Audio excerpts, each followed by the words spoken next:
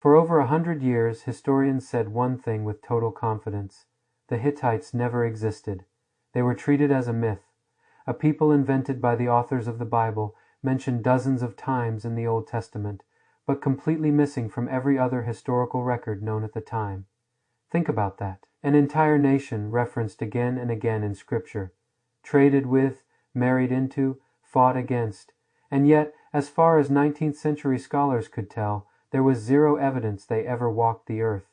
Some of the most respected biblical critics of that era pointed to the Hittites as proof that the Old Testament mixed history with fiction. If this powerful nation was real, they argued, where were the ruins?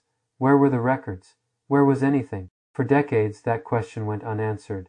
And then, in the deserts of central Turkey, everything changed. In the early 1900s, a German archaeologist named Hugo Winkler began excavating near a small village called Bo Aske.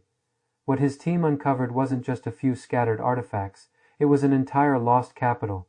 They had found Hattusa, the heart of a Hittite empire that once rivaled Egypt itself. Buried beneath centuries of dirt were massive fortified walls, temple complexes, royal archives, and thousands of clay tablets written in cuneiform script. As researchers slowly translated them, the picture became undeniable.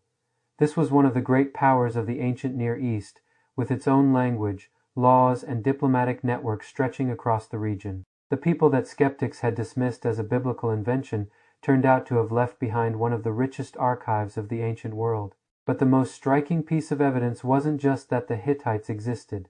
It was proof of exactly the kind of interaction the Bible describes. Among the tablets found at Hattusa was a copy of a peace treaty between the Hittites and Egypt, following the Battle of Kadesh, one of the largest chariot battles in ancient history.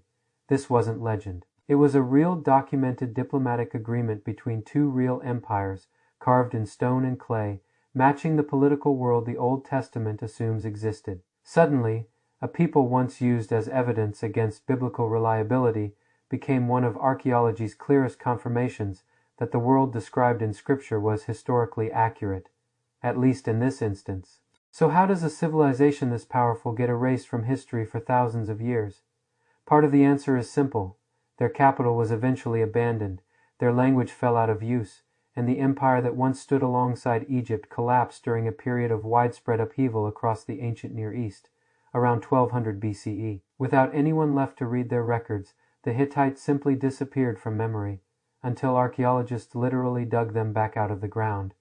This case became a turning point in how scholars approached the Old Testament. A detail once used to argue the Bible got it wrong ended up being one of the moments it was proven right, not through faith, but through excavation. Of course, this doesn't mean every detail in the Bible has been independently confirmed by archaeology. Many figures, places, and events described in Scripture still lack the kind of physical evidence the Hittites eventually provided.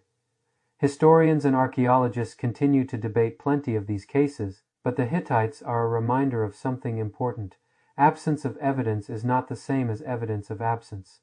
A civilization can go completely undiscovered for a century and still turn out to be exactly as significant and as real as ancient texts described all along. The question worth asking isn't whether every biblical detail has been proven. It's whether we're willing to keep looking before assuming it wasn't true. The Hittites went from biblical myth to one of the best documented empires of the ancient world in less than a century. That raises an uncomfortable question for skeptics and believers alike.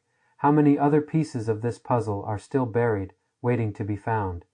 If this kind of story fascinates you, subscribe. Every week we dig into a new piece of evidence connecting archaeology, history, and the Bible.